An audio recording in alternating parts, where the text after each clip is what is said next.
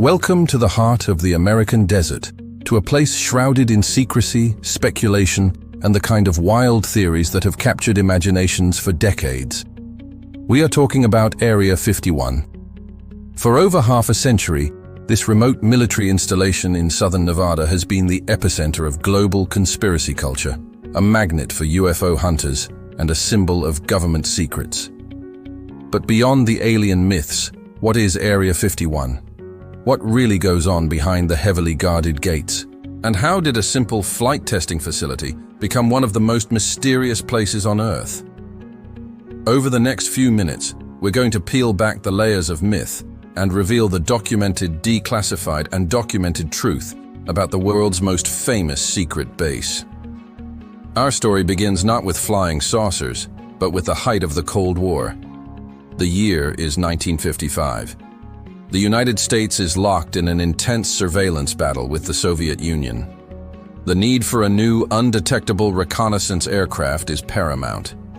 The CIA, in partnership with aerospace giant Lockheed, selected a remote, dried-up salt lake bed known as Groom Lake to secretly test this new plane, the revolutionary U-2 spy plane. They called the site Area 51 after an old Atomic Energy Commission grid map designation, but nicknamed it Paradise Ranch to entice workers. It was anything but a ranch. It was a blank canvas for advanced, covert aviation. The U-2 was designed to fly higher than any previous aircraft, at over 70,000 feet. The problem? When the U-2 was test flown, it was often mistaken for something truly out of this world. Pilots of commercial airliners and the general public saw high-altitude, silvery, strange-moving objects.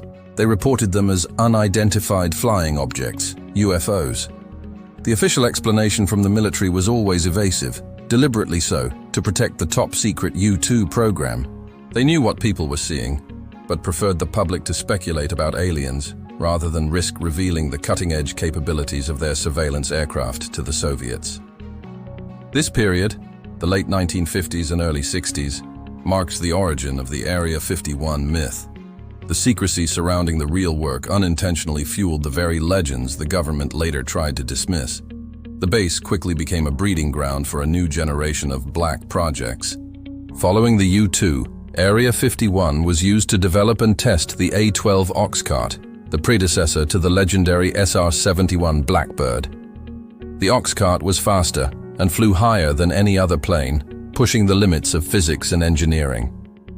Later came the F-117 Nighthawk stealth fighter, a plane whose radical, angular shape and radar-evading technology must have looked truly alien to anyone who glimpsed it in the remote Nevada skies.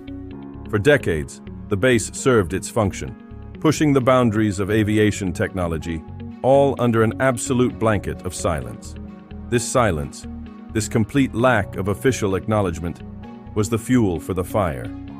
The more the government denied the base existed, the more the public believed it held something truly extraordinary, something beyond human technology.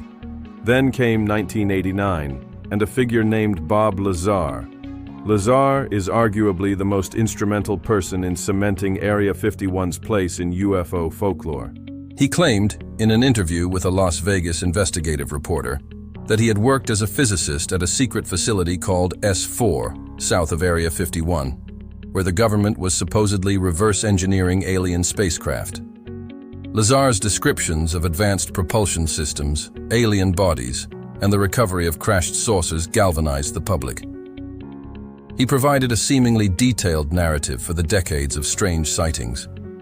Though his credibility has been heavily scrutinized, many of his alleged academic and employment records have been deemed unverifiable, his story became the definitive template for the Area 51 alien conspiracy theory.